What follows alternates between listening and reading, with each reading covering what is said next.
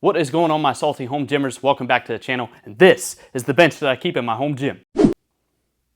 And this is my Fitness Gear Pro Series adjustable bench. All right, so let's chew the rug about this bench a little bit. We're gonna get on sort of a bench kick here the next couple of weeks. So today, as I said, we're gonna be looking at this bench from Fitness Gear. Fitness Gear, if you don't already know, is a brand by Dick's Sporting Goods, or at least that's where I see it primarily. And there's a couple different variants of the Fitness Gear benches that we'll get into later. In the next couple of minutes, I'm just gonna shove information down your throat about this bench.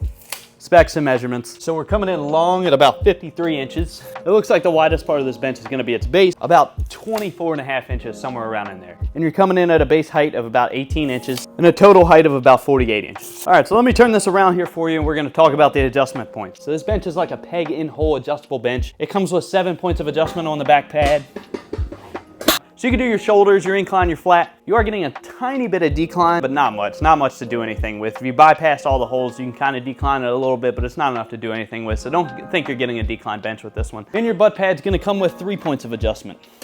Fitness Gear is advertising this bench with a 600-pound capacity. Me, myself, and I, you won't see me using 600 pounds on a bench. I just ain't built like that. But I took the liberty of going to some other videos and seeing people use this, and they say they have gotten 600 pounds out of it. Now, 600 pounds might seem a little underwhelming, but to me, it's a pretty fair weight capacity. There's a lot of garbage brands out there advertising their benches for 1,000, 1,500 pounds that I can tell you straight up just would not in a million years put that much weight on it. I think something's getting lost in the translation here in the last 5 to 10 years to where companies are advertising what gauge steel they're using incorrectly and a weight capacity incorrectly. And I think a lot of times it's not really on that company that's selling it, it's from the manufacturer giving them these measurements. So when you take a franchise like Dick's Sporting Goods, they're not gonna advertise a lot of false weight capacities. And that's because there's just too much liability in it. So I think 600-pound weight capacity is very much true for this bench. I would not exceed it. I think that it's an honest weight capacity. So let's talk about this bench's durability for a minute.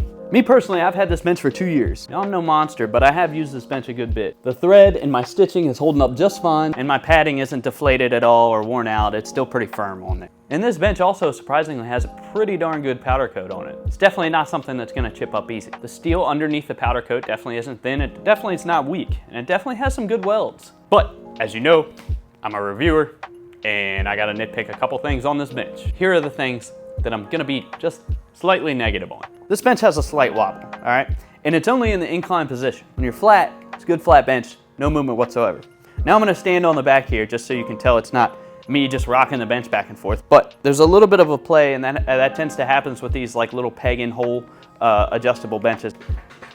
Now, does it affect my movements? Not very much, no. So don't think this thing is just rocking back and forth while you're trying to bench, because it's not. It's just hard for me to display that movement without exaggerating it, all right? And then one more thing that has a little bit of play in it. Also, there's wheels back here I forgot to mention, and I'm sorry that I missed that part. Back to my point. One thing that does move around back here, which is honestly kind of surprising, is this little piece back here. And it's not much, but it does have a little bit of a give, and when you're laying it flat and you tilt the bench, it does kind of twist back here, which is honestly a little strange. I've tightened it up as tight as I can go with power tools. It still tends to have that little tilt, and it doesn't really affect anything functionally. It's just kind of me nitpicking. If you're putting this in a public gym, there's bolt holes in the side of this. I highly recommend just bolting it to the floor so you don't have those troubles of having an accident. So for that, you're gonna have to take a star. Let's talk about Dick's Sporting Goods weightlifting products. So from what I've seen walking through Dick's Sporting Goods store, you can basically categorize their benches and racks into 3 tiers. And that would be what I'm just gonna call Fitness Gear bottom tier, Fitness Gear standard, and then you have your Ethos products. I like Ethos, they make nice stuff. I know a lot of people are gonna hate me for that. I just think they're neat. So this is gonna be where your middle ground is. This is gonna be that Pro Series.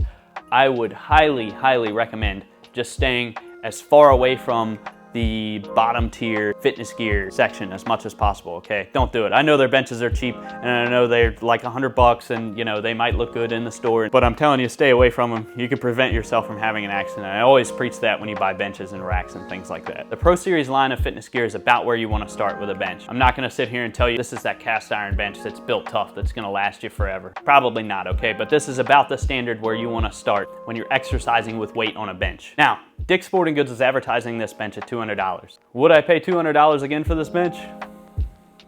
I don't know. I'm gonna be honest with you. If you're not finding this bench on sale, there's some other tough competitors. So just look around before you make your purchase. The good thing about buying from in-store franchises like Dick's Sporting Goods is they have all kinds of sales like Black Friday. If you get this bench on sale like I did, I highly recommend it. If you can pick this bench up for like 150 bucks, I'd say that's a much better deal than $200 strong. And I'm not saying $200 is too expensive. It's about standard for the quality, but me personally, I like to get deals. Now then, it's time for the rating. I'm gonna give this bench 4.1 stars, which hey, isn't a bad rating. In my rating system, I use 4-star equipment all day. Thanks for stopping by.